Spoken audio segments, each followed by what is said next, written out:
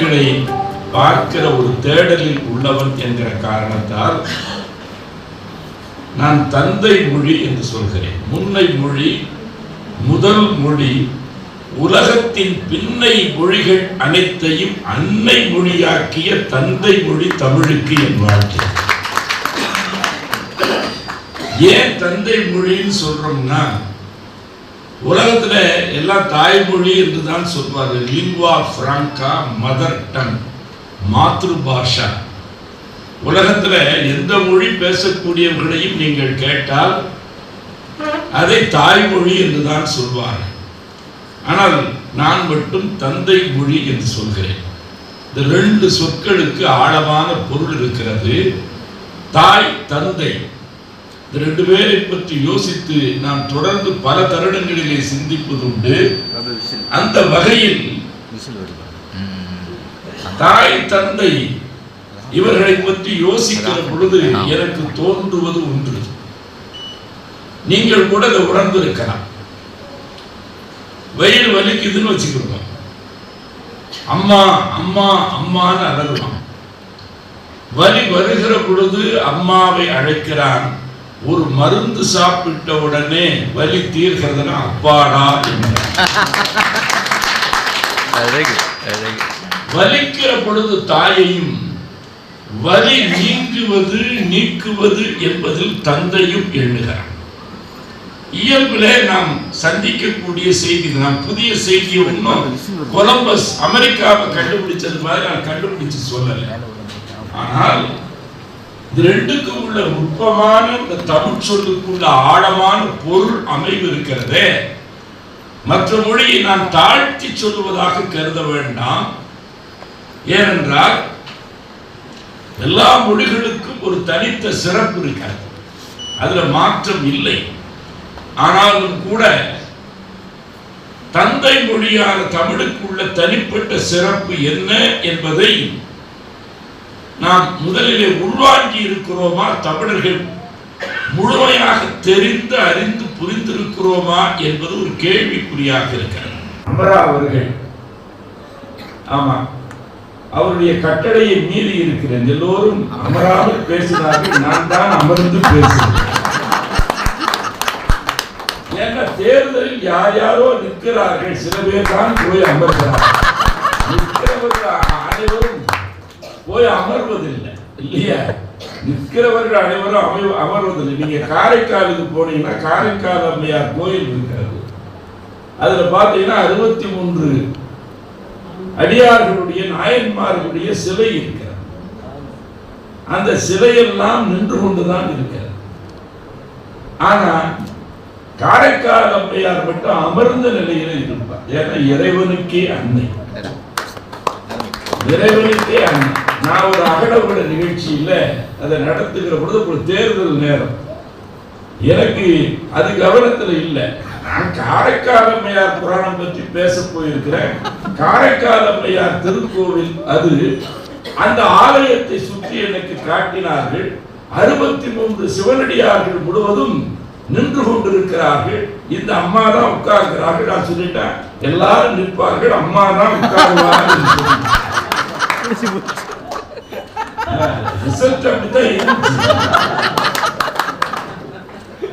ஆனாலும் கூட பேசுகிற வார்த்தைக்கான பொருள் சூழலை பொறுத்து அமைந்து விடுகிறார் இல்லையா? பெற்றோர்களுக்கு முதல்ல இந்த நூலை காணிக்கையாக்கி இருக்கிறார்.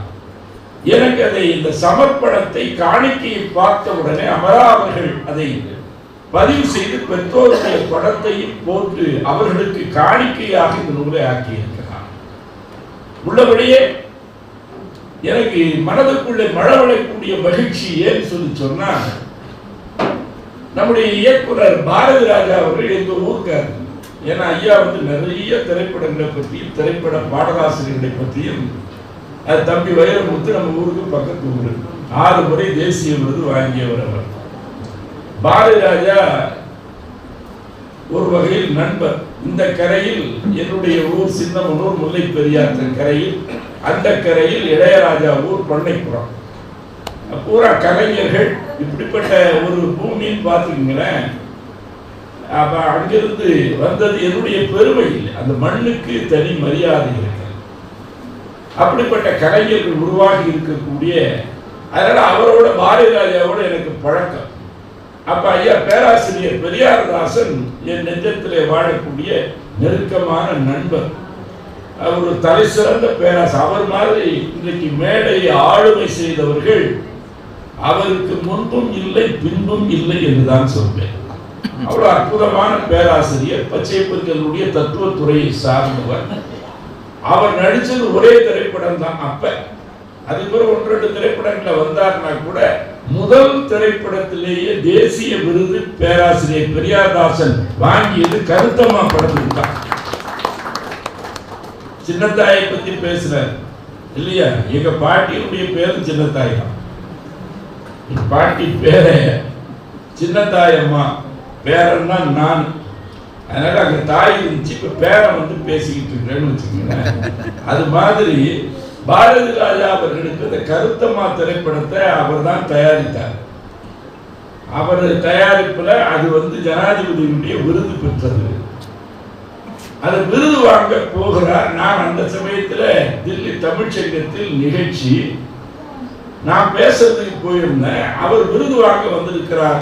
மறுநாள் செய்தித்தாளில் பார்த்தேன், பாரதி ராஜா விருது வாங்குகிறார்னா வடநாட்டில் தலைநகரத்தில் ஒரு தமிழ் பட இயக்குனர், அது நம்ம மண்ணுக்கு சொந்தக்காரர், ஜனாதிபதியுடைய விருது வாங்கக்கூடிய அளவுக்கு தகுதி பெற்ற ஒரு நல்ல திரைப்படத்தை தயாரித்திருக்கிறார்.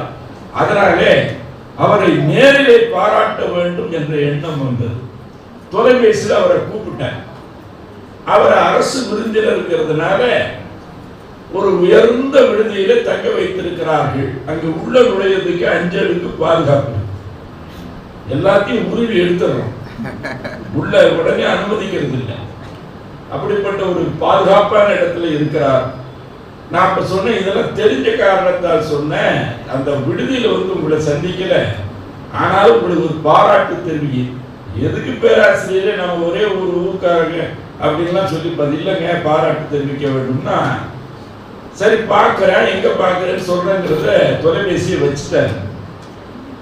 வச்சுட்டு அவர் என்ன பண்ணியிருக்கிறாருன்னா, நான் வந்திருக்கிறேன்னு கேள்விப்பட்ட உடனே அந்த நிகழ்ச்சிக்கு நேரடியா அந்த அரங்கத்துல ஜனாதிபதி மாளிகைக்குள்ள பார்க்கணும்னு நிரப்ப முயற்சி பண்ணி, ஏன்னா ஏற்கனவே அழைப்பெல்லாம் கொடுத்தாச்சு, யாராருக்கு என்னென்ன இருக்கையெல்லாம் பதிவு செய்யப்பட்டாச்சு, அவர்கள் அந்த இருக்கையில் தான் அமர வேண்டும். நீ ஜனாதிபதி விருது வாங்கக்கூடிய தொலைக்காட்சியில பாத்தீங்கன்னா தெரியும், அங்க ஒரு ப்ளூ புக்னு ஒண்ணு இருக்குது ஜனாதிபதி மாளிகையில.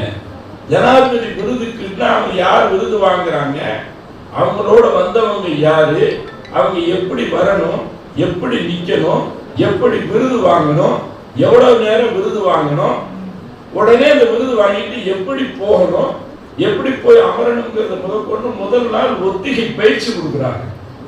எதுவும் குடற்படி வந்து விடக்கூடாது, உலகமே கவனித்துக் கொண்டிருக்கக்கூடிய நிகழ்ச்சிங்கிறதுனால அந்த ப்ளூ புக்ல இதெல்லாம் பதிவு பண்றாங்க. இவர் வர்றாருன்னா இவரோட இன்னார் வருகிறார்.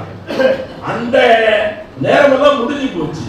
நான் எதேச்சே அவருக்கு தொலைபேசி ரொம்ப படாத பாடுபட்டு அதற்கு ஒரு சிறப்பு அனுமதியை வாங்கி நல்லபடி என்ன உள்ள கூட்டி போயிட்டாரு.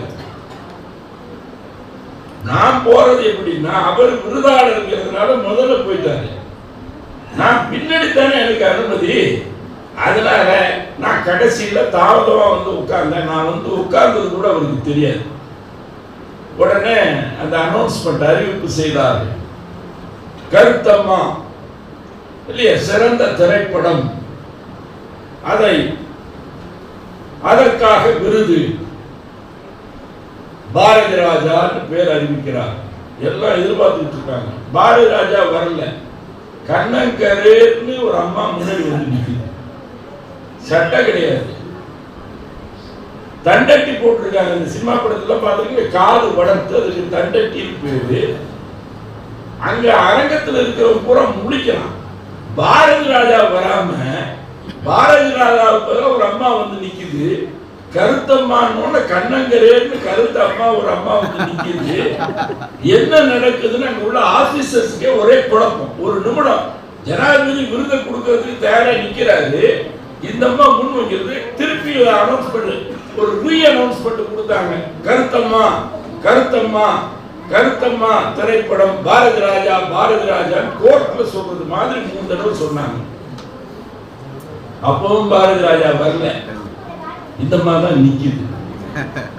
தமிழ் தெரிந்த ஒரு ஐஏஎஸ் ஆபீசர் அந்த மேடையில் இருந்த காரணத்தினால ஜனாதிபதி காதுக்கு பக்கத்துல போய் கருத்தம்மா அப்படிங்கிற படத்தை ப்ரொடியூஸ் பண்ணவர் பாரதி ராஜா, பாரதி ராஜாவை ப்ரொடியூஸ் பண்ணது இந்த கருத்தம்மா. உண்மையான ப்ரொடியூசர் அப்படின்னு அவர் தமிழ் தெரிந்த அந்த ஐஏஎஸ் அலுவலர். நான் அவரை கைமொழிக்க சொன்னேன். ஐஏஎஸ் இந்திய ஆட்சிப்பணி என்று சொல்வார்கள், இலக்கிய ஆட்சிப்பணியும் உங்கள் கைகளில். என்னதான் இருந்தாலும் கிடைத்தற்கரிய ஒரு விருது தனக்கு கிடைத்தாலும் கூட என்ன பண்ணினார், தன் தாயை முன்னிறுத்தினார். யார் செய்ய மாட்டார்கள், யாரும் அனுமதிக்க மாட்டார். யார்கிட்ட அனுமதி கேட்டிருந்தாலும் கொடுத்துருக்க மாட்டாங்க.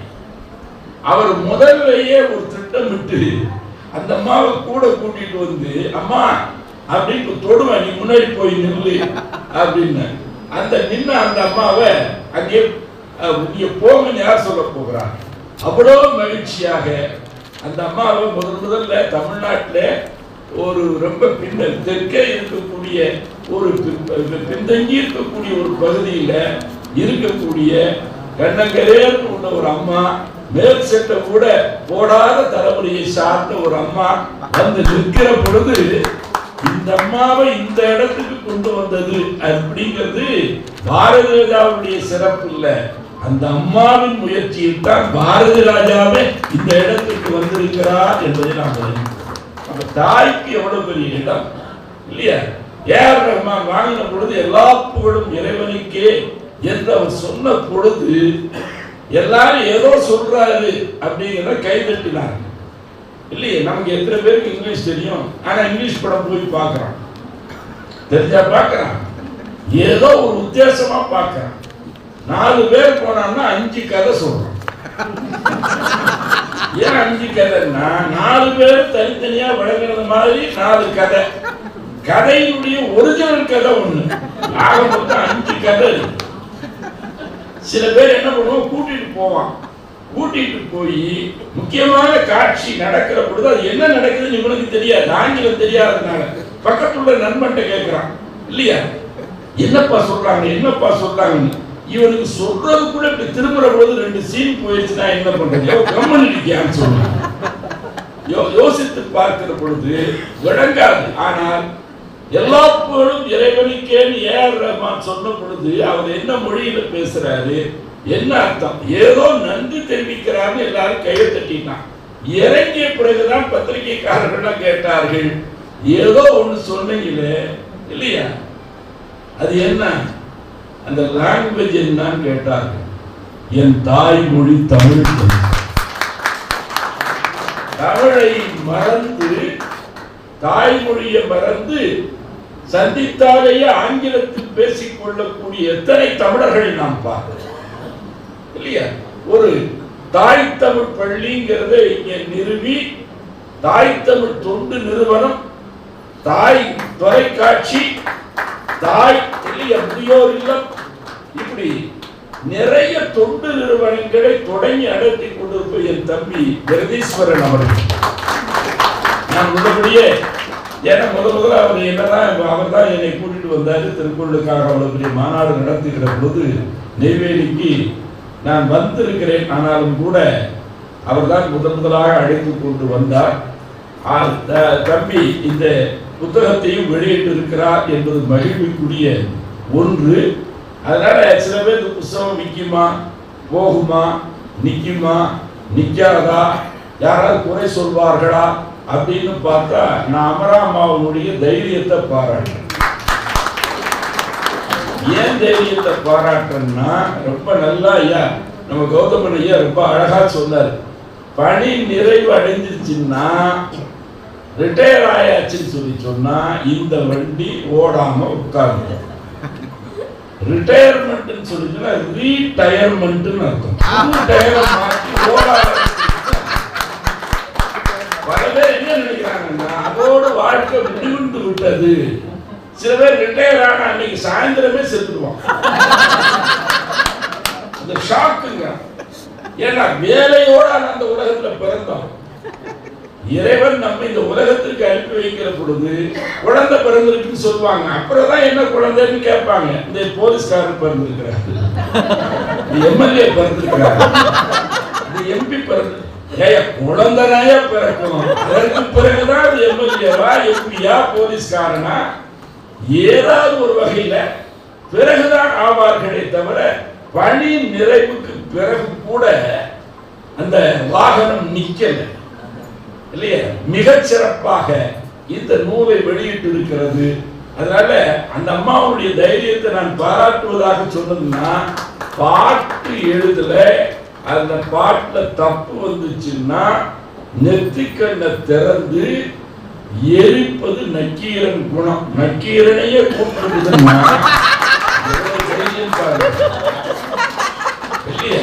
ஐயா கௌதமன் ஐயா வந்து உயர்ந்த மனிதன், உயர்ந்தாலும் உயர்ந்த மனிதன். ஒரு இதழியல் துறையில ஒரு டிசைனரா வரைஞரா இருந்து அவர் பல்வேறு பணிகளை ஆற்றி அந்த ஆழ்ந்த விகடல்ல பணியாற்றி, ஏன்னா ஐயாவை பற்றி கொஞ்சம் தெரியுங்கிறதுனால சொல்றேன். அது ஆனந்த விகடனுக்கு ஐயா பணியாற்றிய காலத்துல அப்ப வந்து இதழது நாணய விகடன் அது அவர்கள் அதில் பணியாற்றியதாக சொன்னார்கள். அதில் டிசைனிங் போக்குவரத்து எல்லாமே அது பொறுப்பேற்று நடத்திய பொழுது நான் யோசித்து பார்த்தேன். வாசன் தான் அதை தொடங்கினார், எஸ்.எஸ். வாசன் தான் தொடங்கினார். வாசனை இழந்த விகடனுக்கே வாசனை தந்தவர் தான்.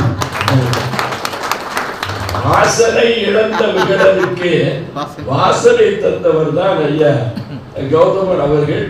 ஆனா அந்த புத்தகத்துல அது பாட்டு கவிதையை பொறுத்தளவுல ஒரு நக்கீரனையே கூப்பிடுறதுக்கு தைரியம் இருக்குன்னா உள்ளபடியே பாராட்ட வேண்டும். இந்த தைரியத்துக்கு காரணம் யார் தெரியுமா? அம்மா கிடையாது, ராஜராஜன் என்ற அது நெய்வேலி நிறுவனத்தில் அவர்கள் பணி செய்து இந்த பூமியிலேயே இல்லையா, இந்த பூமியிலேயே இந்த பணியாற்றி அவர்கள் இங்கேயும் வங்கியிலே அவர்களும் பணியாற்றி இந்த ஊர்ல இல்லைன்னா அவங்க திருச்சியில கொண்டு போய் வச்சிருக்கலாம். வந்த பிறகுதான் தெரிஞ்சு நான் படித்த அதே தேசிய கல்லூரியில தான் ஐயா ராஜராஜன் அவர்களும் படித்திருக்கிறார்கள் என்பதை பார்த்த பொழுது இன்னும் ரொம்ப நெருக்கம் அதிகமாயிடுச்சு. அதனால இந்த நிகழ்ச்சிக்கு ஐயா கௌதம ஐயா வந்து நம்ம தம்பி ஜெகதீஸ்வரன் குறிப்பிட்டதை போல மிக நேர்த்தியான தெளிவா prepared and professional talk இல்லையா, ஒரு தொழில் நேர்த்தி மிகுந்த. அப்ப பத்திரிகையில பல்வேறு பணிகள் செய்யக்கூடியவர் இருப்பாங்க, ஆனா உண்மையை சொல்றது இல்லை. நான் எனக்கு பல வருத்தம் என்னன்னா இல்லையா, மதுரையில் வெடிகுண்டு வெடித்தது ராமேஸ்வரத்தில் வெடிக்குமான்னு போடணும். மதுரைக்காரன் பாட்டு அதவனே கலங்கி போயிருக்கிறான் இல்ல, ராமேஸ்வரத்தில் வெடிக்குமான்னு போடணும். நான் எழுதி இருக்கிறேன் 1-10 திருச்சி கையில விடுறதுதான் பத்திரிகை. 8 காலம் இருக்கு. நீங்க பாத்தீங்கன்னா 8 காலம் பத்திரிகையில பாத்தீங்கன்னா 8 காலம் இருக்கும். ஜெயில கூட 8 கம்பி தான். அங்கே இந்த 8 கம்பிகளுக்கு இடையே இருப்பது கைதி, அது செய்தி. உண்மை பல சமயத்துல வர்றது. இதையும் தாண்டி பத்திரிகைகள்ல ஒரு நேர்மையாக உண்மையாக மக்கள் நலன் சார்ந்து இன்றைக்கு பல்வேறு சிக்கல்கள் சிரமங்களுக்கு இடையே ஒரு பத்திரிகை நடக்குதுன்னு சொல்லி சொன்னா எனக்கு நன்றாக தெரியும். அந்த நக்கீரன் கோபாலுடைய மீசையை போல நிமிர்ந்து இருக்கக்கூடிய பத்திரிகை என்பது எனக்கு நன்றாக தெரியும். அவர் ரொம்ப தைரியமானவர், தாக்கு பிடிக்கக்கூடியவர். அதனால நான் அண்மையில் கூட அந்த கொரோனா நேரத்தில் மருத்துவமனையில் இருந்த பொழுது பிழைத்து வந்தேன். அப்ப நான் வந்தவுடனே எழுதியது இறைவனுக்கு நன்றி. ஏன் இறைவனுக்கு நன்றினா, பிழைச்சு வந்துட்டதுனால நன்றிங்கிறது கிடையாது. என்ன செஞ்சிருக்கிறான் ஆண்டவன் பார்த்தான்னு சொல்லி சொன்னா, இதை நீங்க கொஞ்சம் யோசிச்சு பாருங்க, சரியா இருக்குதாங்கிறத சேர்த்து பாருங்க. என்ன அப்படின்னு சொல்லி சொன்னா, எது வீரம், உக்ரைன்ல போய் குண்டு போடுறது வீரமா? காசாவில் குண்டு போடுவது வீரமா? மருத்துவமனைகளில் ஒரே சமயத்தில் 3000 குழந்தைகள் செத்து போனாங்க. நித்தம் யுத்தம் வடிப்பது மனித ரத்தம் என்று இன்றைக்கு உலகமே ரத்தத்திலும் கண்ணீர் புலிகளிலும் குடித்துக் கொண்டிருக்கக்கூடிய மிக மோசமான காலகட்டத்தில் நாம் வாழ்ந்து கொண்டிருக்கக்கூடிய அந்த நேரத்தில் நான் அந்த மருத்துவமனைக்கு போயிட்டு வந்து எழுதினேன். போர் அங்கங்க நடக்குது. அதனால எது உண்மையான வீரம்? இப்ப உங்கள் சிந்தனைக்காக சொல்கிறேன், நம்ம நாட்டுல மகாவீரர்னு ஒருத்தர், அவரு எந்த போர்க்களத்திலையும் பங்கெடுத்துக்கிட்டவர் இல்லை, யாரோடையும் சண்டை போட்டவர் இல்லை. அவரைத்தான் மகாவீரர் என்று நாம் சொல்றோம். சண்டை போடுறவன் தான் வீரனா? வெற்றி பெறக்கூடியவன் தான் வீரனா? அப்படி இல்லை. அவ்வளவு பெரிய வெற்றிகளை குவித்த அலெக்சாண்டர், உலக வரலாற்றில் மாவீரன் என்று பேசப்படக்கூடிய அலெக்சாண்டர், தன் அந்த நாடுகள் தோறும் வென்ற தன்னுடைய வாகை பயணத்தை முடித்துவிட்டு தன் தாய்நாட்டுக்கு திரும்பி வருகிற பொழுது தன் தாய்நாட்டு மக்கள் தன்னை வரவேற்பார்கள் ரொம்ப ஆவலா போறான். உலகமெல்லாம் சென்று தன் காலடிகளுக்கு கீழே இருக்கிற பூமியின் பூகோள நிலப்பரப்பு முழுவதையும் ஒரு கிரேக்கன் வென்று விட்டான். இந்த சாதனையை நாம் செய்திருக்கிறோம், நம் மக்கள் வரவேற்பார்கள் என்று போனால ஒரு பயம் வரல. இவர் வர்றாரு அணிவகுத்த படையோடு. அலெக்சாண்டர் அந்த கிரேக்க நாட்டிலே நுழைகிற பொழுது அவர் நாட்டு மக்கள், இந்த மன்னன் வருகிறான், ஆட்சியாளன் வருகிறான், ஆளக்கூடியவன் வருகிறான்னு அவன் வெற்றிக்கு பிறகு அவனை போய் பார்க்காம எங்கேயோ போயிட்டு இருக்கிறாங்க. போய்கொண்டு இருக்கிற பொழுது அனுப்பி ஒரு ஆளை விட்டு எங்க போய்கிட்டு இருக்கிறாங்க? இல்லைங்க, ஏன்னா இவருடைய ஆசிரியர், அலெக்சாண்டருடைய ஆசிரியர், அவர் பிளேட்டோன்னு பேரு. பிளேட்டோ வாழக்கூடிய காலகட்டத்தில் எனக்கு ஒரு பிள்ளை பிறந்தது மகிழ்ச்சி என்று தந்தை பிலிப் குழந்தை அலெக்சாண்டர் பிறந்த உடனே அந்த அவையிலே அறிவித்தார். இந்த குழந்தை இந்த நட்சத்திரத்துல பிறந்துச்சுன்னு மகிழ்ச்சின்னு சொல்லல, நல்ல நாள்ல பிறந்திருக்குதுன்னு சொல்லல. ஒரு தலை சிறந்த ஆசிரியன் பிளாட்டோ வாழக்கூடிய இந்த நேரத்தில் எனக்கு ஒரு குழந்தை பிறந்தது மகிழ்ச்சி என்ற ஆசிரியருக்கு எவ்வளவு உயர்ந்த இடம் பாருங்க. எல்லாம் அவரை பார்க்க போயிட்டு இருக்க. அவர் இங்கே தானே உள்ளவரு, அவர் லோக்கல் ஆசிரியர் தானே, அவரை பார்க்க போறாருன்னு சொல்லி இவரை படை பரிவாரத்தோடு அங்க போயிட்டு ஆசிரியர் உட்கார்ந்து இருக்கிறார்.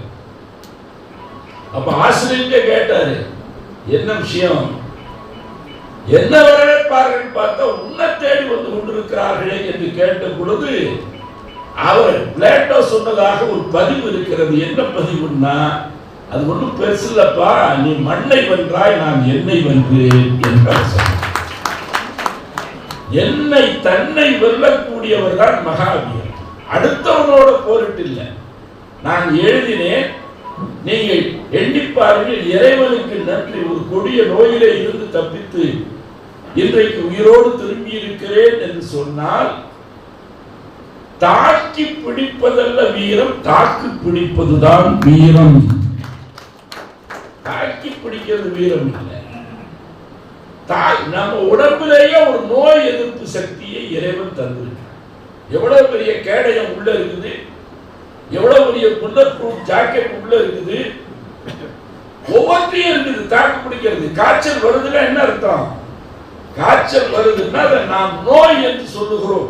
இல்லை, உடம்பு கெட்டு போய் இருக்கிறது என்று உள்ளே போரிட்டு கொண்டிருக்கக்கூடிய அந்த சிவப்பணுக்கள், வெள்ளை அணுக்கள், சிவப்பணுக்கள் போரிடுகிற பொழுது அந்த போர்ல உள்ள வெப்பம் வெளிப்படுகிறதுன்னா உடம்பில் உயிர் சூட்டிலேதான் இருக்கிறது, குளிர்ச்சியில் உயிர் இல்லை. இடம் குளிர்ச்சியா இருக்கும், தொட்டு பார்த்தா ஜில்லுன்னு இருக்கும். உயிரோடு இருக்கிறாங்க முதல்ல அறிந்து பார்க்கணும். தொடுகிற பொழுது சூடு இருக்கணும். அம்மா எழுதுறாங்க, உலகத்தில் உயர்ந்த மொழி தமிழ் என்று சொல்கிறார்கள். உயிரெழுத்து 12 சொல்கிறார்கள். நான் நம்புறதுக்கு தயாரா இல்லைன்னு இல்லடா அடிமடியிலேயே கை வைக்கிறாங்க. பார்த்தா உலகத்தில் உயர்ந்த மொழி தமிழ் என்று சொல்கிறார். ஏன்னா அந்த மொழி நம்முடைய தேவனைய பாவாளர் மொழியாயிரு அவர்கள் 63 மொழிகள் தெரிந்தவர். அவர் சொன்னார், ஆய்வுக்கு பிறகு சொன்னார், உலகத்தில் இன்றைக்கு பேசப்படக்கூடிய தாய்மொழிகள்ல அது வழங்கக்கூடிய வார்த்தைகள்ல 80 விழுக்காடு சொற்களை தந்தது தமிழ் என்று சொன்னார். அதனாலதான் தந்தை மொழி தமிழ் என்று நான் சொல்றேன். நம்ம பேச்சுன்னா அவன் ஸ்பீச்சுமா, இல்லையே மெதுன்னா அவன் ஸ்மூத்மா. எனக்கு 1000 சொற்களை சொல்ல முடியும், ஒவ்வொரு மொழியில இருந்து நான் சொல்ல முடியும் இல்லையா? இப்ப நேவின்னு நாம சொல்றோம்னா நாவாய் என்பது நல்ல தமிழ் சொல். அப்ப பார்க்கிற பொழுது அம்மா சொல்றாங்க, உலகத்திலேயே உயர்ந்த மொழி தமிழ் என்று சொல்கிறார்கள். இந்த கதையை என்கிட்ட சொல்லாதீங்க, அது உயிரெழுத்து 12 என்றுதான் சொல்லுகிறார்கள் இல்லையா? மெய்யோடு என் உயிர் கலந்து நான் எழுத்து ஒவ்வொன்றும் உயிரெழுத்து தானே. இந்த எழுத்துல சத்தியமா அது அம்மா என்கிட்ட மட்டும் இன்னைக்கு ஆட்சி இருந்துச்சுன்னா பாட் இலாக்கா அப்படின்னு ஒரு இலாக்கா வச்சு அதுக்கு ஒரு அமைச்சராக மெய்யோடு உயிர் கலந்து தான் எழுதக்கூடிய எழுத்தை பத்தி தாழ்வு கிடையாது, தாழ்வு கிடையாது. நான் எழுதக்கூடிய ஒவ்வொரு எழுத்தும் மெய் இல்லையே, மெய்யின் உயிர் கலந்து நான் எழுதும் ஒவ்வொரு எழுத்தும் உயிரெழுத்து தானே. அப்ப உயிரெழுத்து மெய்யெழுத்து அப்படிங்கிறது இல்ல. முதல்ல நாம அதை பத்தியே யோசிச்சிருக்கிறோமா என்று கேள்வி. விளக்கத்துக்கு இந்த ஒரு பாட்டு கூட போதும், அதோட நாம் நிறுத்தி கொள்ளலாம். ஆனால் அந்த போற போக்குல அனாயசியமா உயர்ந்த மொழி தமிழ் எல்லாரும் சொல்லுவாங்க, 12 மொழிதான் உயிரெழுத்துக்கள் என்கிறார்கள். அடுத்து சொல்றாங்க அப்படின்னு சொல்ற பொழுது எவ்வளவு வித்தியாசமா இருக்குதுன்னு யோசிக்க தோணுது. மெய்யின் உயிர் கலந்து நான் எழுதும் எழுத்தெல்லாம் உயிரெழுத்து தானே என்று சொல்கிற பொழுது இந்த புத்தகத்தில் வண்ணத்து பூச்சியின் கனவுகள்ல உயிர் இருக்கிறது, மெய்யோடு கலந்த உயிர். இப்ப இந்த உயிர் மெய் அப்படிங்கறத நீங்க பார்க்கிற பொழுது ஏன் அதுக்கு உயிரெழுத்து என்று பெயர் வைத்திருக்கிறான் கொஞ்சம் ஞாபகப்படுத்தி பாருங்க. குறிப்பா நம்ம பிள்ளைகளுக்கு சொல்லிக் கொடுங்க. உலகத்துல எந்த நாட்டுல எந்த குழந்தை பிறந்தாலும் தாய் வயிற்றில் இருந்து பிறந்த உடனே முதலில் அது மூக்கினால் சுவாசிப்பது இல்லை, வாய திறந்து ஆ, முதல் சுவாசமே ஆ என்கிற எழுத்தை உச்சரித்துக் கொண்டுதான் ஒவ்வொரு குழந்தையும் பிறக்கும். இங்கிலீஷ் குழந்தை ஏ அப்படின்னு உச்சரித்து, அரபி நாட்டில் பிறந்திருக்கக்கூடிய குழந்தை அலிஃப் அப்படின்னு சொல்லிட்டா பிறக்குது. அப்படி இல்லை உலகத்துல. அதனாலதான் சொல்றோம் தமிழின் ஆதார ஒலி வாயை திறக்கிற பொழுது என்ன ஒலி இருக்கிறது அது அங்காப்பு என்று தமிழ் இலக்கணம் சொல்கிறது. வாயை திறக்கிற பொழுது ஆ என்கிற அந்த ஒலி உயிர் ஒலி ஆ என்று குழந்தை அழத் தொடங்கிய பொழுதுதான் சுற்றிலும் இருக்கிறவர்கள் குழந்தை பிறந்து விட்டதே என்று மகிழ்கிறார்கள். அப்ப குழந்தை பிறந்தவுடனே ஆ என்கிற அந்த எழுத்தை உச்சரிக்கிறன்னா ஆ என்று அழ ஆரம்பிக்கிறார். குழந்தை போயிடுச்சு. அப்ப குழந்தை உயிரோடு இருக்கிறது என்பதை அடையாளப்படுத்துவதே ஆ என்ற உயிர் எழுத்து. அதனால் தான் அதற்கு உயிர் எழுத்து. கத்துக் கொடுக்கிற கிடைச்சது உயிர் எழுத்துறாங்க. அதனாலேயே உயிர் எழுத்துன்னா அப்ப எவ்வளவு இயற்கையாக இருக்குது. வள்ளல் பெருமான் ராமலிங்கடிகள் தன்னுடைய உரைநடை பகுதியில் எழுதுகிறார்கள், என் மூச்சு உறுப்புகளை காயப்படுத்தக்கூடிய ஓசைகளை எனக்கு தராமல் எளிய மென்மையான தமிழை பேசக்கூடிய நாட்டில் என்னை உற்பத்தி செய்ததற்கு சிவபெருமானே உனக்கு வணக்கம் நன்றி என்று சொல்ற. உச்சரிக்கிறதுக்கு எளிமையா இருக்கணும். ஐயா கூட ஒரு சந்தேகம் அமெரிக்காவில் இருக்கக்கூடிய குழந்தைக்கு வந்திருக்கிறது என்று சொல்வார் இல்லையா? அப்ப எழுத்துக்கள் குறைவு, ஆனால் அதனுடைய சேர்க்கையில உச்சரிப்பை சமாளிக்கக்கூடிய ஒரு மொழி தமிழ் தான். இப்ப நான் இந்தியில எல்லா மொழி தேர்வுகளையும் நான் தேர்வு அடைந்திருக்கேன். என் பெருமைக்காக சொல்லுங்க. இந்தி எதிர்ப்புல 6 மாசம் நான் சிறையில் இருந்திருக்கிறேன், மாணவனாக இருந்திருக்கிறேன். என் பெருமைக்காக சொல்லல. நாம் எந்த மொழியும் வெறுக்கவில்லை இல்லையா? எந்த மொழி, எல்லா மொழிகளையும் நேசிக்கிறோம், தமிழை சுவாசிக்கிறோம். அதுதான் சுவாசம் ஒன்றுதான் உயிரின் அடையாளம். அதனால எல்லா எழுத்தையும் இவர்கள் 12 தான் உயிரெழுத்து என்று சொல்கிறார்கள். என்ன தொல்காப்பியம் தரையில் ஓங்கி ஒரு குட்டு, 12 உயிரும் உடம்பும் 30 முதலே முதல் எழுத்து சொல்லக்கூடிய 12 உயிரெழுத்துக்கள், 18 மெய்யெழுத்துக்கள். அந்த உயிரெழுத்து 12 தொல்காப்பியம் சொன்னாலே கிறிஸ்து பிறப்பதற்கு 3000 ஆண்டு காலத்திற்கு முற்பட்டு இன்னைக்கு 5000 வருஷத்துக்கு முன்னாடி எழுதப்பட்ட அந்த புத்தகத்துல அவன் தரையில ஓங்கி ஒரு குட்டு இந்த பேர்த்தி வைக்கிறது. அது மட்டுமா உயிரெழுத்து? அப்ப குழந்தை ஆ ஆ என்று அலறிக்கொண்டே பிறக்கிறது. சுற்றிலும் இருக்கிறவர்கள் ஈ ஈ என்று சிரித்துக் கொண்டே வரவேற்கிறார். உலகத்துல எந்த மொழியிலும் இந்த அழகு இருக்குது? சுற்றிலும் இருக்கிறவர் ஈ ஈ. போட்டோ எடுக்கிறவர் கூட ஐயாட்ட கேளுங்க, அப்படியே கம்னு சில பேர் இருப்பாங்க, நரசிம்மராவ் மாதிரி. அவருக்கு ஏறத்தாழ 13 லாங்குவேஜஸ் தெரியும், 13 மொழிகள் தெரியும். எனக்கு அவரை பத்தி தெரியும். குழந்தை உங்களுக்கு பேத்தி பிறந்திருக்கிறது, பேரன் பிறந்திருக்கிறான், அந்த முகம் அப்படியே தான். நம்பிக்கையில்லா தீர்மானத்தில் நீங்கள் தோற்று விட்டீர்கள்னாலும் முகம் அப்படியே தான். ஒரு சின்ன வேறுபாடே கிடையாது. இதனால மகிழ்ச்சியோ அதனால வருத்தம் கிடையாது. எத்தனை பேருக்கு அது வாய்ப்பு கிடைக்கும் நினைச்சிருக்காங்க. அது மாதிரியான ஒரு சூழ்நிலையில ஆ ஆ என்று அலறிக்கொண்டே அழுது கொண்டு உயிரோடு இருக்கிறேன் என்பதை பிரகடனப்படுத்துகிறது குழந்தை. சுற்றிலும் இருப்பவர்கள் ஈ ஈ என்று சிரித்துக் கொண்டே வரவேற்கிறார்கள். என்ன ஈ? மெய். மெய்யுடன் உயிர் கலந்து நான் எழுதும் எழுத்து ஒவ்வொன்றும் உயிரெழுத்து தானே என்று அம்மையார் எழுதுகிறார்னா, மெய்யெழுத்தை நீங்க பார்க்கணும். மெய்யெழுத்து தனியா வராது தமிழ்ல. மெய்யெழுத்து பெண் மாதிரி. பெண் எங்கேயும் தனியா போகக்கூடாது, தனியா போகக்கூடாது. தனியா போற மாதிரி நாட்டு சூழல் இல்ல. தனியா போக கூடாது. தமிழ்ல இலக்கணத்திலே வச்சிருக்கிறான். இப்பு இக்கு இத்து இல்லையே. இந்த மெய் எழுத்துக்கள் எல்லாமே பெண். உயிரெழுத்து என்பது ஆண். ஆண் அது உயிரெழுத்துல வரிசையில பார்த்தா நீங்க புள்ளி எழுத்தே இருக்காது. 3 புள்ளி வச்சு ஆயுத எழுத்து அது உயிரெழுத்துன்னு கணக்குல சேர்க்கறதுல 12 எழுத்து தான். உயிரும் உடம்பும் இல்லையா 30 முதல் எழுத்து என்று தொல்காப்பியம் சொல்கிற பொழுது ஏன் மெய்யெழுத்த பெண் சொல்றோம் சொல்லி சொன்னா, இந்த அம்மா கூட எழுதுகிற பொழுது உயிரெழுத்த பின்னாடி எழுதுகிறார்.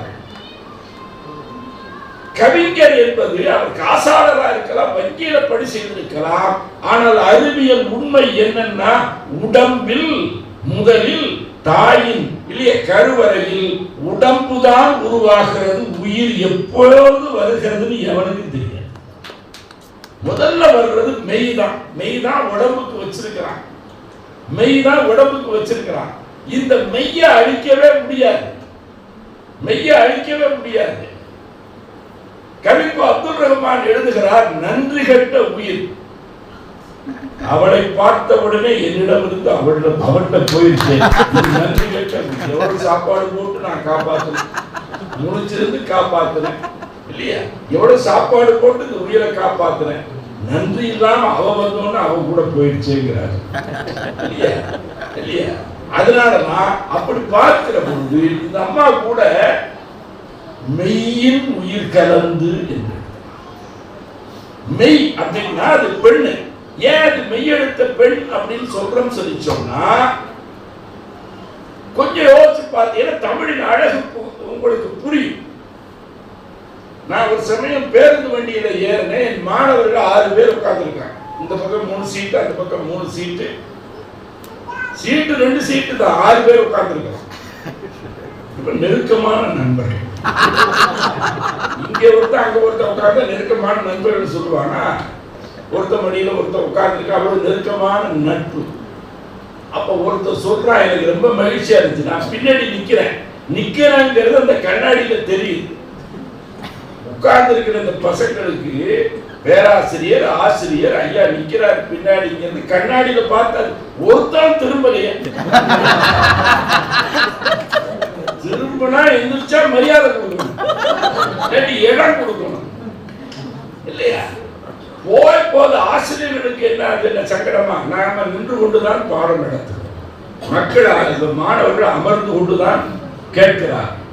ஆசிரியர் நிற்பது மரியாதை, அதுக்கு உள்ளபடியே உள்ள மரியாதை என்னடான்னு கேட்டா, மாணவர்கள் அமர்ந்து கேட்பது மாணவர்களுக்கான மரியாதை. ஆசிரியர் வந்த உடனே சில பேர் அப்படி எழுவான், எதிர்த்து வெளியே போயிடுவாங்க. அது மரியாதையா? அது மரியாதை கிடையாது. அப்படி பார்க்கையில என்ன சொல்றான், இந்த எழுதி இருக்கிறான் பேருந்து வண்டியில உள்ள எழுதி இருக்கான், பெண்கள் அமரக்கூடிய இடம், ஆண்கள் அமரக்கூடிய இடம், ஊனமுற்றோர் மாற்றுத்திறனாளி அமரக்கூடிய இடம் எல்லாம் எழுதி கொடுக்கிறாங்க இல்லையா? அவன் அவசரத்துல எழுதுறவன் என்ன பண்ணிட்டான்னு சொல்லி சொன்னா, பெண் அப்படின்னு எழுதுனவன் ஒருத்தர் சொல்றான், அந்த எழுதுனதுல தப்பு இருக்குது பாரு. டேய், தப்பா பார்க்க கூடாதுதான். நாணயமான பையன் பாரு, தப்பா இவர் அதே பார்க்க மாட்டாராம். ஏய், இந்த கதையெல்லாம் சொல்லாது, பாடுறா ஏதோ தப்பு இருக்குது, அவன் பார்த்து சரியா தானே இருக்குது. தப்பெல்லாம் சரியாயிடுச்சு, தப்பெல்லாம் இந்த காலத்துல சரியா போச்சு. நீங்க பாருங்க, கணக்குல பெருக்கல் குறியும் இன்று தான், 2 கோடு தான், தப்புக்கு 2 கோடு தான். தப்பு பெருகி இருக்கிறது என்று இந்த காலத்து கணக்கு நமக்கு காட்டுகிறது. எதையும் பார்க்கிற பொழுது திறந்து கிடக்கிறது உன் கவிதை கண்கள், பார்க்கிற பார்வை உனக்கு இருந்தா எல்லா கவிதை சாதாரண உயிரெழுத்து மெய்யெழுத்து எல்லாருக்கும் தெரிஞ்ச எழுத்து இருந்தாலும் இந்த 2 வச்சுக்கிட்டு இவ்வளவு அழுத்த திருத்தமா இவ்வளவு அழகா தடாது ஒரு நெத்தியடியா ஒன்று சொல்ல முடியுதுன்னு சொல்லி சொன்னா என்ன பொருள் என்பதை நாம் விளங்கிக் கொள்ள வேண்டும் என்கிற காரணத்தினால் இந்த குறிப்பு நான் சொன்னேன். மெய்யெழுத்து அதை பற்றி உங்களுக்கு சொல்லிட்டு வந்தேன். அது ஏதோ தப்பு இருக்குது அப்படின்னா 3வது பையன் சொன்னா, ஆமாடா பெண்ணுன்னு எழுதுனவன் அந்த பெண் அந்த நகரத்துக்கு மேல நானாவுக்கு மேல புள்ளி வைக்கல,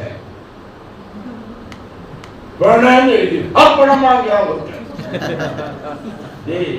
பெண்தான் உன்னை உயிரோடு வெளியே தந்த தாய் தான்.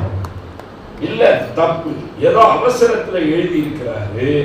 அப்ப பக்கத்துல சொன்னா ஒருத்தர் தவறு இருக்கிறதுக்கு சொன்னா தப்பா பார்க்க மாட்டேன்னு ஒருத்தர் சொன்னா, இன்னொருத்தர் பெண் என்று எழுதியவர் அவசரத்துல அந்த பெயிண்டர் என்ன பண்ணா இன்னுங்கிறதுக்கு மேல அந்த புள்ளி வைக்கலடான்னு சொல்லி சொன்னா. எனக்கு அதுவே மகிழ்ச்சியா இருந்துச்சு இல்லையா? அதுவே மகிழ்ச்சியா இருந்துச்சு. அப்ப தப்பு எதுன்னு சரியா தெரிஞ்சிருக்கு, தப்பு எதுன்னு சரியா தெரிஞ்சிருக்கு.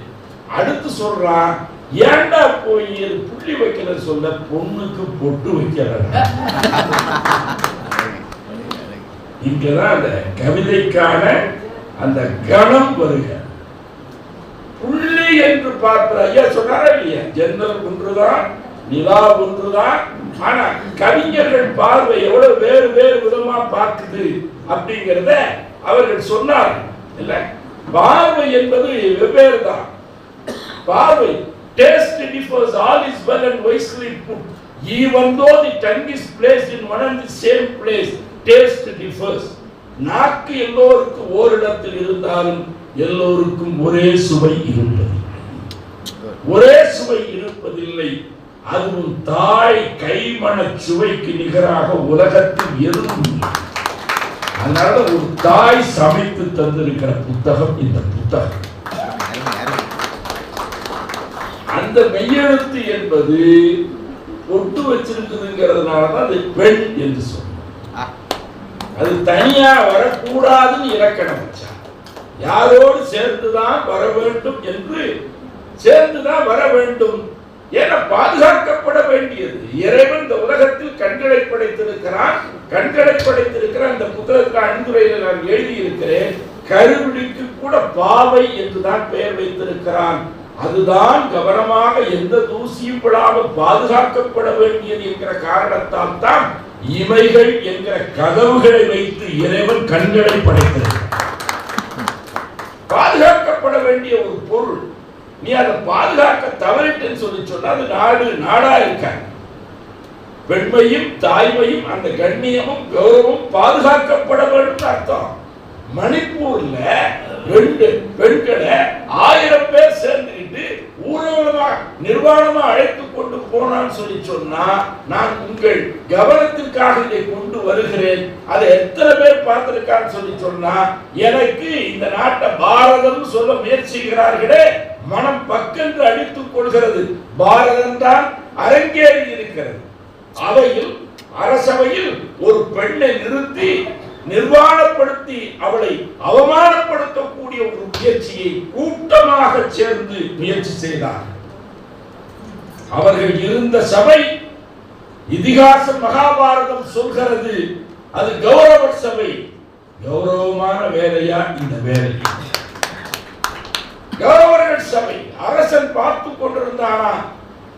பார்க்க முடியாதவனாக இருந்தான், குருடனாக இருந்தான், திருதராஷ்டிரனாக இருந்தான்.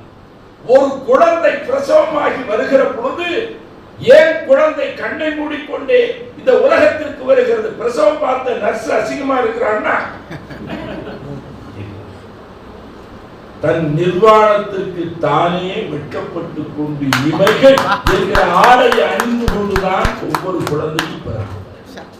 தன் தாயும் அரை நிர்வாணமாய் இருக்கிறாள். பிறக்கையில் தாயின் நிர்வாணத்தையும் பார்க்க கூடாது, தன் நிர்வாணத்தையும் பார்க்க கூடாது என்று தன் இவைகளையே ஆடையாக தைத்து போர்த்தி கொண்டுதான் ஒவ்வொரு குழந்தையும் மான உணர்ச்சியோடு பிறக்க.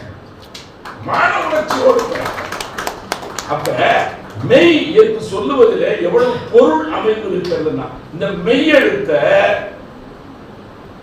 ஏன் எதுக்குன்னு இலக்கணத்துல வச்சிருக்கிறாங்க. மெய் எழுத்த ஆ ஆ ஏ ஐ நம்ம எல்லாம் சொல்லலாம். ஆனா மெய் எழுத்து ஈனா இல்லாம உச்சரிக்க முடியும். இப்பு, இம்மு, இரு, இல்லு.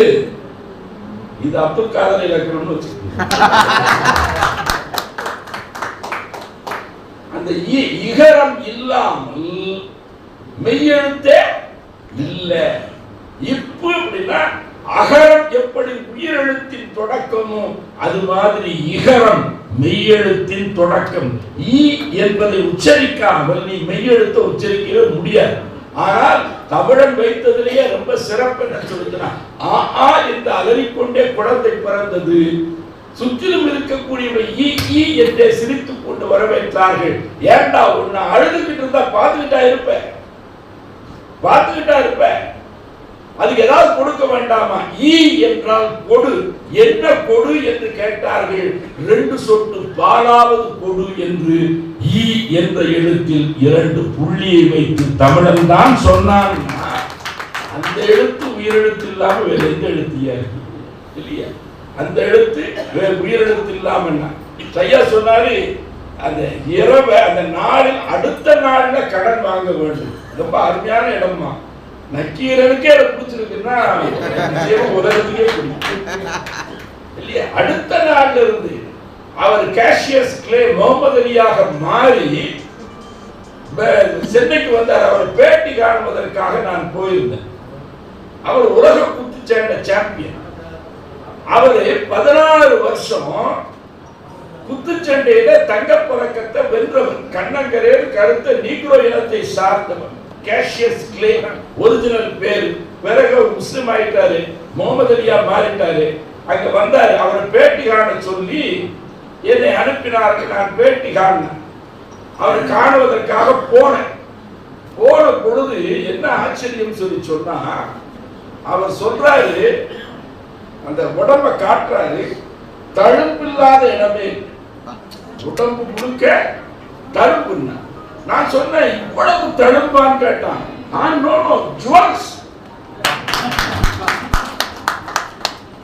அவன் கொடுத்த தங்க பதக்கம் இல்ல, இது நானே சம்பாதித்த பதக்கம்.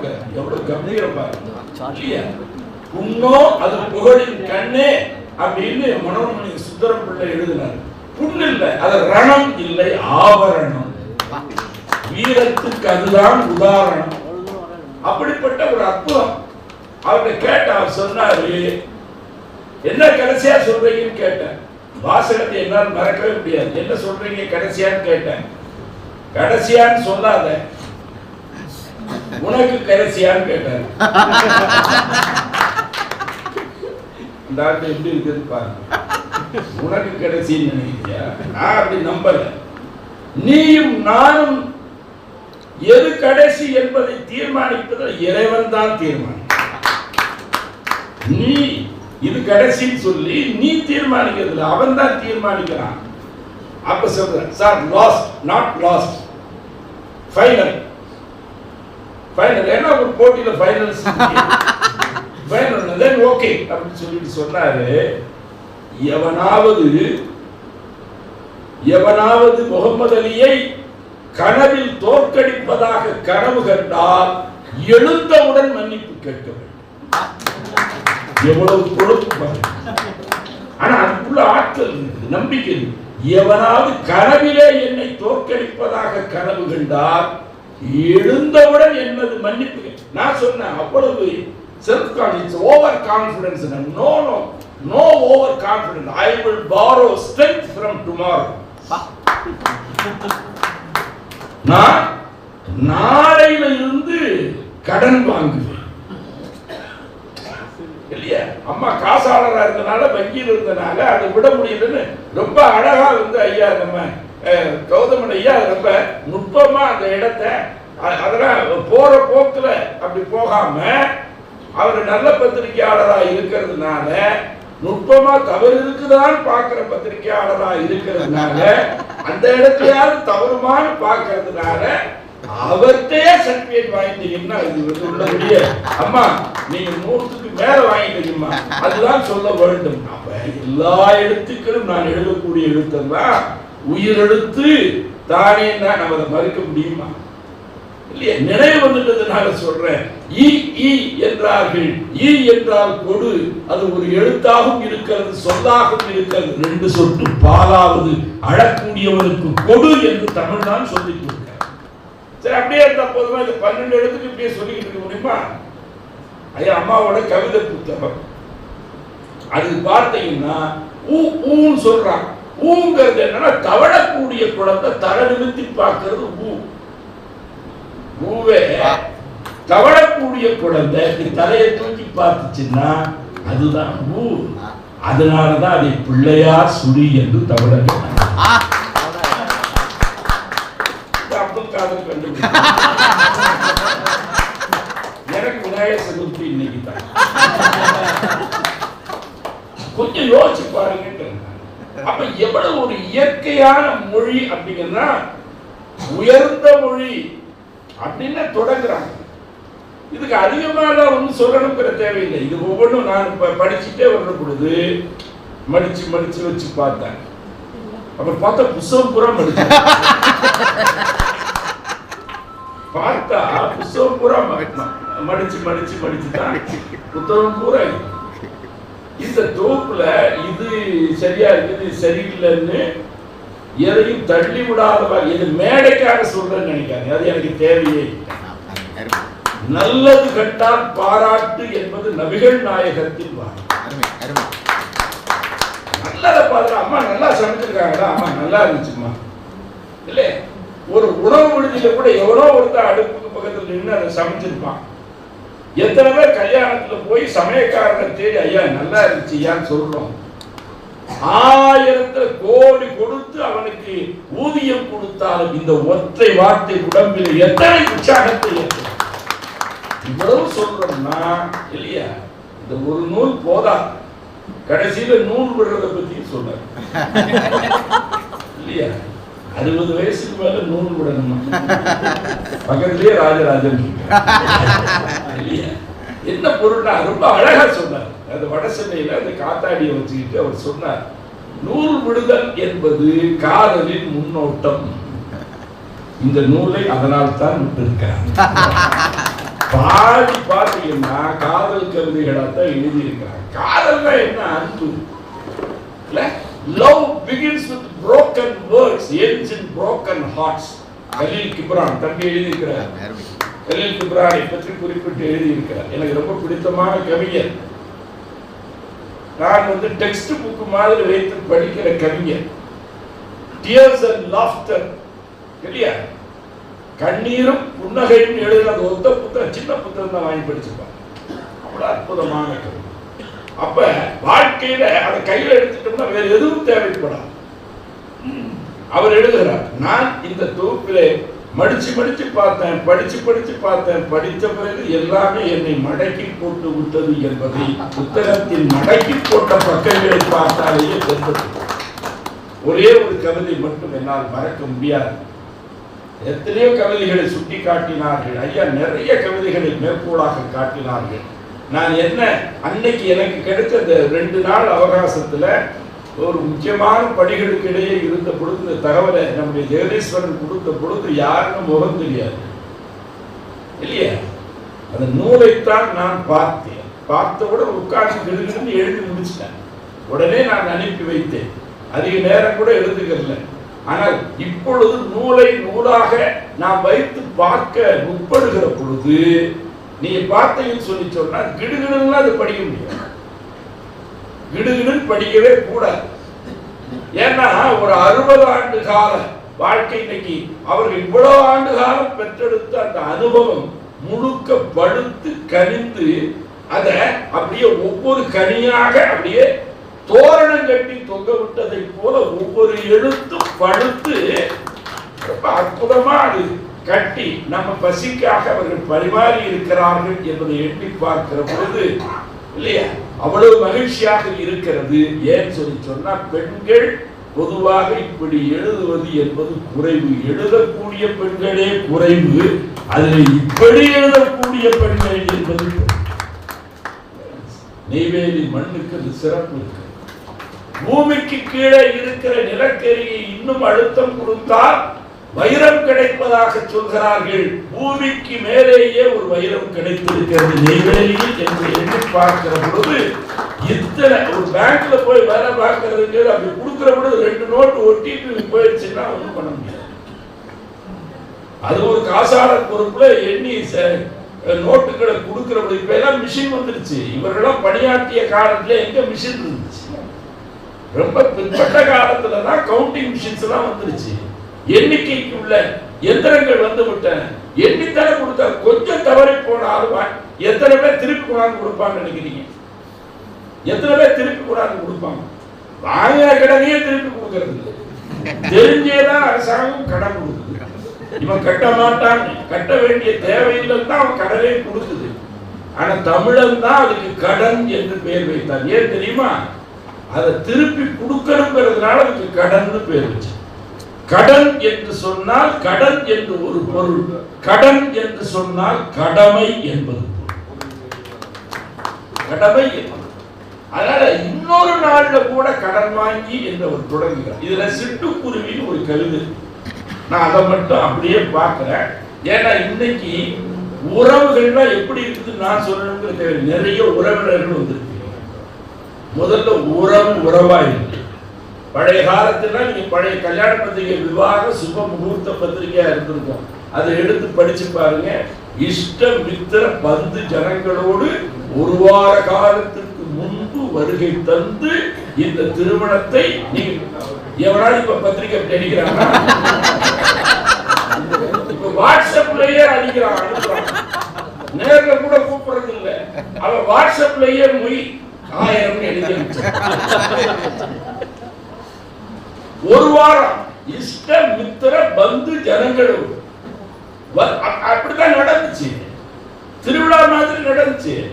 இப்ப குழந்தைக்கு முதல்ல டாட்டா தான் சொல்லி கொடுக்கும், வராத அப்படியே போயிருக்கு. வணக்கம் எத்தனை பேர் சொல்லி கொடுக்குறான், வாங்க எத்தனை பேர் சொல்லி கொடுக்குறான் இல்ல? அது மாதிரி இப்ப எல்லாமே தரகள்ல மாறி போயிடுச்சு. இப்ப நாம பாக்குறோமா இல்லையா? ஒரு இடத்துல எழுதுறாங்க அந்த செல்போனை பத்தி, அதுல பரிமாறப்படக்கூடிய விரல்களை பத்தி எழுதுறாங்க. வயது இவ்வளவு முதிர்ந்த வயதுல இருந்தாலும் கூட இன்னைக்கு உள்ள பயன்படுத்தக்கூடிய பொருளை கூட இந்த கவிதையில அவர்கள் பயன்படுத்தாமல் விடல. நீங்க செல்போனா இருக்கட்டும், டேப்லெட் கையில வச்சுக்காங்க, கொஞ்சம் பெருசா வச்சிருப்பாங்க. டேப்லெட் வச்சிருக்காங்க இல்லையா? இன்றைக்கு சின்ன பிள்ளைகள் டேப்லெட் வச்சிருக்குது, வயதானவர்கள் டேப்லெட் வச்சிருக்கிறது பெருசு ஒண்ணு. சின்ன குழந்தைகளிலே டேப்லெட் வந்துருச்சுன்னா சமூகம் நோய்வாய்ப்பட்டு கொண்டிருக்கிறது என்பது பொருள். நாம் அதை விளைவிக்கணும். உட்கார்ந்து இப்படியே பார்த்து விளையாடிட்டு இருக்கிறான். உட்கார்ந்து நான் சென்னையிலிருந்து வந்தேன், 6.5 மணி நேரம் கோயம்புத்தூருக்கு, கோயம்புத்தூர் கோவை எக்ஸ்பிரஸ்ல என் பக்கத்தில் எதிர்த்தாப்புல உட்கார்ந்து இருந்தார்கள். இவங்க கையில ஒரு போன், அவங்க கையில ஒரு போன். 6.5 மணி நேரம் 2 பேரும் பேசிக்கிறது. டீ விற்கிறவன் தான், போண்டா விற்கிறவன் தான், எதுவும் தெரியாது. சிலுவையில் அறையப்பட்டது மாதிரி செவ்வக சிலுவையில் இவர்கள் தங்களை தாங்களே அறைந்து கொள்ளக்கூடியவர்களாக இருக்கிறார். ஒருத்தர் ஏப்பா என்னப்பா அப்படின்னு கூட பேச, 2 பேரும் அறிமுகமானவர்களா அப்படின்னு மெல்ல விரல்கள் அப்படி அந்த தீண்டுதலை அவர்கள் எழுதுகிறார். எனக்கு அதை படிச்ச உடனே ஞாபகம் வந்துச்சு. ஃபுட்பால்ங்கிறது கால்பந்துங்கிறது கால்களால் விளையாடக்கூடிய காரணத்தினால் அந்த கால்பந்து. ஆனா இவன் கையில விளையாடி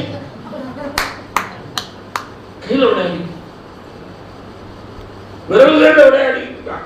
ஃபுட்பால்ல கையால பால தொட்டா ஃபவுல்,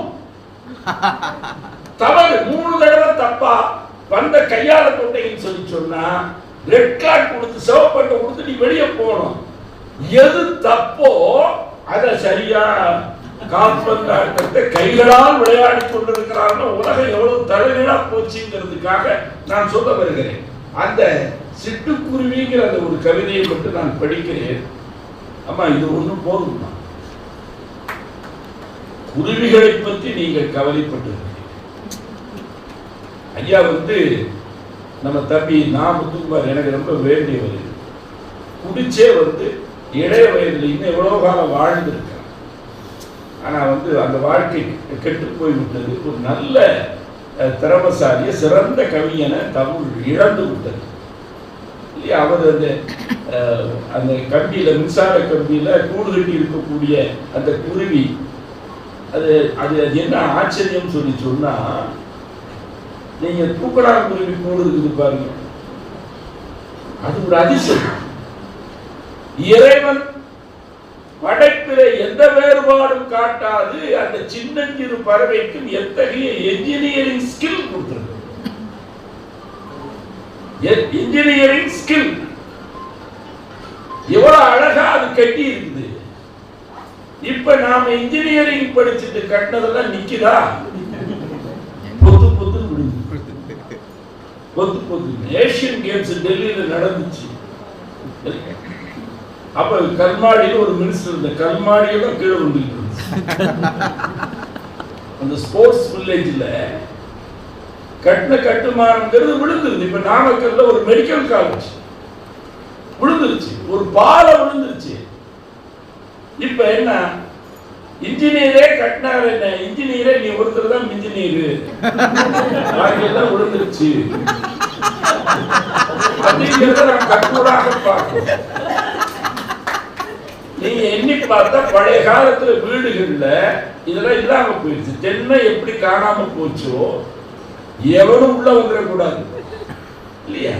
வீட்டுக்கு வெளியே தென்னையை கட்டா அந்த பக்கம் நடந்து போறவன் காலார கொஞ்ச நேரம் உட்காரட்டுமே என்று கண்ணுக்கு தெரியாதவன் அவரிடத்தில் கூட கரிசனமும் கருணையும் காட்டியது இந்த இனத்தின் அடிப்படை உயிர்நேய பண்பாடு. தென்னை இன்னைக்கு வச்சிருக்கிறானா, தென்னை காணாம போச்சு, வீடே இல்லை. அப்புறம் என்ன தென்னைன்னா? குருவி சொப்புன்னு ஒண்ணு இருக்குது, நீங்க கேள்விப்பட்டிருக்கீங்க. எங்க வீட்டுல தான் இருந்துச்சு, கல்லுல செஞ்சிருப்பாங்க, சின்ன சின்ன செப்பு. அது வீட்டு கூரையில, அது தென்னை ஓலையில கட்டி இருப்பார்கள், அது மஞ்சள் புல்ல கட்டி இருப்பார்கள், அதுல மேல வைப்பாங்க, தண்ணி ஊற்றுவார். பறந்து போகக்கூடிய குருவிகள் கொஞ்ச நேரம் பறவைகள் கொஞ்ச நேரம் அதுல தண்ணி குடிச்சிட்டு போகும். குருவிக்கும் தண்ணீர் காட்டிய ஈரம், குருவிக்கும் தண்ணீர் காட்டிய ஈரம். இப்ப நம்ம பாத்தீங்கன்னா இஸ்ரோல நம்ம தமிழர்கள் தான் தொடர்ந்து விண்ணிலே நிகழ்த்தப்படக்கூடிய அனைத்து சாதனைகளுக்கு இப்ப மயில்சாமி அண்ணாதுரை காரணம்னா இன்றைக்கு வீரமுத்துவேல் காரணமா இருக்கிறார், சாய்ராபானு காரணமா உள்ள நுழைஞ்சி ஒரு போன வாரத்துக்கு முதல் வாரம் போன அந்த ஆதித்யான் சந்திரயான் திட்டத்துல ஏறத்தாழ தலைமை பொறுப்பில் 32 தமிழர்கள் இன்றைக்கு தலைமை தாங்கி நமக்கெல்லாம் பெருமையா கோடி கோடியாக கொட்டி நிலவிலே தண்ணீர் இருக்கிறதா என்று ஆராய்ச்சி செய்த நாசாவை போன்ற அமெரிக்க வல்லரசு அந்த விண்வெளி ஆராய்ச்சி நிறுவனங்கள் கோடி கோடியா செலவழிச்சு இவ்வளவு ஒரு பந்தயத்தை போல விண்ணை நோக்கி நிகழ்த்தினாலும் கூட மயில்சாமி அண்ணாதுரை என்று கோயில்ல போட்ட விளக்கடியில் வீட்டுல விளக்கு இல்லாம அந்த பல்புக்கு கீழே படிச்ச ஒருத்தன் தான் இன்னைக்கு நிலவிலே தண்ணீர் இருக்கிறது என்று கண்டுபிடித்து சொல்லி இருக்கிறார். இது செய்தி. இது எப்ப கவிதையாகும்? கோடி கோடியாய் கொட்டி வல்லரசுகள் எல்லாம் நிலவில் தண்ணீர் இருக்கிறதா என்று தேடிக்கொண்டிருந்த பொழுது அந்த வல்லரசுகளுக்கெல்லாம் தண்ணி காட்டியவன் தமிழன். தண்ணி காட்டியவன். அப்ப ஒரு சொல் அது ஒரு கொச்சையா ஸ்லாங்கா பயன்படுத்துகிற பொழுது கூட கவிதைக்குரிய கனம் வந்தது. அம்மா எழுதியிருக்கிறாங்க, என் வீட்டை சுற்றி சுற்றி வட்டம் விடுகிறது சிட்டுக்குருவி ஒன்று. என் வீட்டை சுற்றி சுற்றி வட்டம் விடுகிறது சிட்டுக்குருவி ஒன்று. ஏதோ சொல்ல வந்து வந்து இப்படிலாம் எப்படிமா பார்க்க முடியுது இல்லையா? எதிர் வீட்டுல இருந்து கோழி இங்க வந்துருச்சுன்னா அதை ஈர துணியால போட்டு ஒரு அமுக்கு அமுக்கி அவனையே கூப்பிட்டு பிரியாணி கோழி வாங்கி இவ்வளவு மென்மையா இருக்குதுன்னு சொன்னாங்கன்னா உன் வீட்டு கோழிதான். அவன் வயிறு எவ்வளவு வயிறு அதிகம். அது வீட்டை சுத்தி சுத்தி வட்டம் விடுது. அது ஏதோ ஒண்ணு சொல்றதுக்காக வேண்டி இப்படி குருவிய நாம அப்படி நீ செல்போன் கோபுரங்களை வைத்து சிட்டுக்குருவியை தொலைத்து விட்ட சமூகத்துல சிட்டுக்குருவிகளுக்கு கூடு கட்டி கொடுத்திருக்கிறது இந்த நெய்வேலி அன்னை என்பதை எண்ணி பார்க்கிற பொழுது என்ன வேறுபாடுனா பறவைகள் கூடு கட்டும் இல்லையா? மனிதன் வாழ்வதற்கு வசிப்பதற்குரிய வீட்டை தரையிலே இருந்து மேல் நோக்கி எழுப்புவார். அதனால சொர்க்கத்தை கூட வீடு பேருன்னு வச்சான்.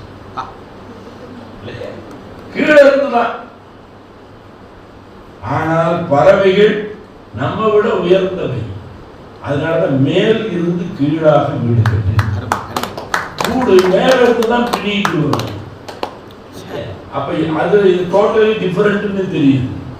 பறவை இல்லையா எவ்வளவு நம்ம இருந்து வேறுபட்டதாக இருக்கிறது. இப்பொழுது நான் எழுதி இருக்கிறேன், ஒவ்வொரு பறவையும் பாருங்கள் ஆனா என்கிற வடிவத்தில் தான் அழகோடு ஒரு பறவையை போலத்தான் அகரம் என்ற எழுத்தே தமிழில் அமைக்கப்பட்டிருக்கிறது. ஏன்னா அவன் கண்ணில் பார்த்தது பறவை, மாட்டோட கொம்பு. இப்படி இயற்கை பொருளை வைத்துக் கொண்டுதான் எழுத்துக்களை அவர் முடிவு செய்திருக்கார். எழுதுறாங்க, என் வீட்டை சுற்றி சுற்றி வட்டமிட்டு கொண்டிருக்கிறது ஒரு சிட்டுக்குருவி. இது ஒரு திரைப்பட பாடல்ல பயன்படுத்தக்கூடிய எளிய சொற்கள். சந்த நயம். சந்த நயம்னா என்ன அர்த்தம்னா அந்த பாட்டுல ஓசை ஒழுங்கு ஏற்படுத்தக்கூடிய ஒரு சப்த நயம். கேட்கிற பொழுதே அது அந்த அந்த சொற்களுடைய ஓசை நமக்கு அந்த ஒரு உணர்ச்சியை ஒரு காட்சியை சொல்லு. சிட்டுக்குருவிய படம் வரைஞ்சு காட்டுன ராமனும் சீதையும் வர்ற பொழுது கவி சக்கரவர்த்தி கம்பன் பாடுகிறான், மாகந்தமும் மகரந்தமும் அழகந்தரு மதியின் பாகந்தரு முதலாளோடு பவளம் தரு இதழான் மேகந்தனி வருகின்றது மின்னோடன தகைசால் நாகந்தனி வருகின்றது பிடியோ என நடவா படவான்னு சொல்லுங்க. அந்த யானை ரெண்டு அசைஞ்சு வர்றது மாதிரி இல்லையா? மாகந்தமும் மகரந்தமும் அழகந்தரு மதியின் உலகத்தில் இருக்க முடியலையே இந்த அழகு. இதைத்தான் சந்தம் சொல்லும். மாகந்தமும் மகரந்தமும் அழகம் தரு மதியில் பாகம் தரு முதலாளோடு பவளம் தரு இதழான் மேகம் தனி வருகின்றது மின்னோடு என தகைசால் நாகம் தனி வருகின்றது பிடியோ என நடவா அடபடவா. கவி சக்கரவர்த்தி கம்பனே சொல்ல வேண்டி இருக்குதுன்னு சொல்லி சொன்னா அதுல ஒரு சந்தனை சுற்றி சுற்றி வட்டமிட்டு வருகிறது சிட்டுக்குருவி.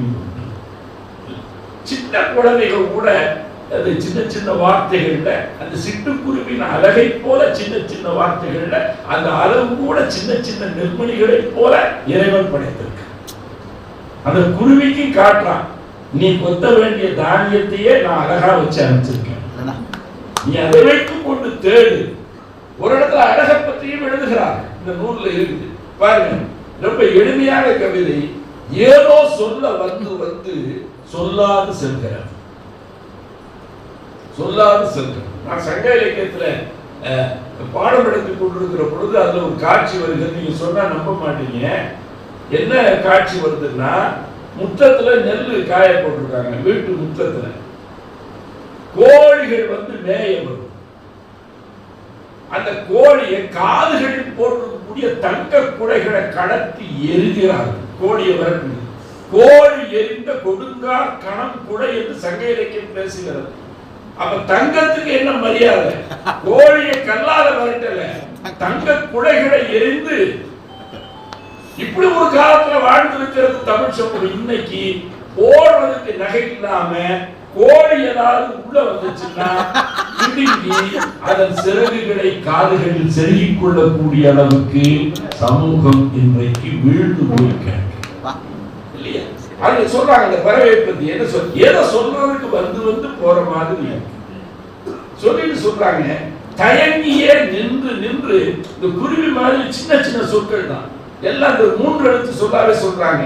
தயங்கியே நின்று நின்று அழகின் அழகாக சுமந்து, இது சொல்லணும்னா இது 1 மணி நேரம் ஆயிரும். அழகின் அழகாக சுமந்து, அழகில் அழகாக சுமந்து, அவ்வளவு அழகா இருக்குது. எந்த இவ்வளவுதான் அந்த அழகுன்னு சொல்ல முடியாத அளவுக்கு அழகாக சுமந்து அருகே வந்து வந்து செல்கிறார், அருகே வந்து வந்து செல்கிறார். அது ஒரு பறவைக்கு ஒரு மனிதனை பார்த்து அச்சமில்லாமல் வருகிறதுன்னா இவன் சரியா சரியா. ஓசோ தன்னுடைய கவிதை வந்து எழுதுகிறார், கடற்கரையில் ஏதோ போனா கடலை பார்க்கிறதுக்கு ஒரு போனா ஒரு மனிதன், கலைத்து போன ஒரு பறவை அவன் தலையின் மீது அமர்ந்தது. அவனுக்கு ஆச்சரியம், ஓட்டல் அந்த பறவை பாக்கெட்ல இருந்து ஏதோ ஒரு சின்ன தானியம் மாதிரி ஏதோ ஒண்ணு அந்த பறவைக்கு கொடுத்திருக்கான். மறுநாள் இவன் வர்றதுக்கு முன்னாடியே அந்த பறவை வட்டமிட்டு வந்தான். அவன் தலைக்கு மேலே மறுநாளும் அமர்ந்தது. ஒரு பறவை அமர்ந்ததை பார்த்து தொடர்ந்து அவன் போக போக பல பறவைகள் அந்த உடம்பு முழுக்க அமர்ந்தன. பயமில்லாமல் அந்த மனிதன் தலையில கையில காலில உடம்பு பூர பறவைகள் அமர்ந்திருக்கின்றன. இந்த அட்டப்படத்துல வண்ணத்து பூச்சிகள் கூடாது, ஒரு பெண்ணை மலர் உடம்பு எல்லாமே அந்த டிசைன் பண்ண லேக்கா ரொம்ப சிறப்பாக இருக்கிறது. எனக்கு அதுதான் நினைவுல வந்தது. அப்படி மிக அழகாக மிக அழகாக அப்படி வந்து வந்து எல்லா பறவையும் இவன் போனாலே ஒரு 20-30 பறவை வந்து உட்கார்ந்து, மீன் குத்தி சின்ன சின்ன சிட்டுக்குருவிகள் இப்படி எல்லாம் பறவைகளுக்கு உட்கார்ந்து. இதை பார்த்துட்டு ஒருத்தர் என்ன பண்ணா, அவன் வீட்டுக்கு போற வழியில பறவைகள்லாம் பறந்து போன பிறகு இத்தனை பறவை வருது, ஒரு 2 பறவை எனக்கு பிடிச்சு கொடு, ஒரு நாளைக்கு காசு கொடு அப்படின்னு சொல்லி அவனை சபலப்படுத்த பார்க்கிறான். அவன் மனசு ஏற்றுக்கல. ஆனா ஒரு நாள் ரொம்ப நெருக்கடியா செலவு பண்றதுக்கு காசு இல்லாத நேரத்துல இவன் ஏத்தாப்ப வர்றான். இன்னும் பறவை வந்து உட்காருங்க, பணம் கொடுக்குறேன்னு சொன்னேன், ஆனா போப்பா நீ கூட தேவைப்படுது, கூட ஒரு 2 பறவை தானே, 20 பறவை உட்கார போகுது, 2 பறவை நீ பிடிச்சு கொடுக்க போற, நீ கொடுக்கலாம்ல அப்படின்னு சரிப்பாடு ஒத்துக்கிட்டு காசு வாங்கிடலாம். ஆனால் அன்றைக்கு எந்த பறவையும் அவன் உடம்பு மனிதன் என்னத்தான் தவறிழைக்க போகிறான் என்பதை அந்த இடத்திற்கு வராத பறவைகள் உணரக்கூடிய அளவுக்கு இருக்கிறதுன்னா, அம்மாவோட வீட்டுக்கு சிட்டுக்குருவி வந்து வந்து சுற்றி சுற்றி வந்து ஏதோ சொல்றது மாதிரி வந்து வந்து நின்று, அப்ப அங்க எந்த தவறான எண்ணமும் இல்லை அப்படிங்கிறதுனாலதான் அதுக்குள்ள வந்து போயிட்டு இருக்குதுங்கிறது இதை படித்த பொழுது எனக்கு அந்த நிறைவு வந்தது. ஏதோ கூடு கட்டத்தான் அனுமதி கேட்கிறது, கூடு கட்டத்தான் அனுமதி கேட்கிறது. பார்த்தா அனுமதி இல்லாம எத்தனை வீடு கட்டுறோம். ஒரு மாணவர் என்ன வந்து கேட்டாரு, ஐயா வீடு கட்டிட்டீங்க. வீடு கட்டுறது பெருசு இல்லப்ப, ஈடு கட்டுறது தான் பெருசு. இஎம்ஐயை எவன் கட்டுறது இல்லையா? வீடு கட்டுறது பெருசு இல்ல, ஈடு கட்டுறது தான் ரொம்ப பெருசுன்னா. கூடு கட்ட எவ்வளவு அழகா இருக்கு. ஏதோ கூடு கட்டத்தான் அனுமதி கேட்கிறது இல்லையா?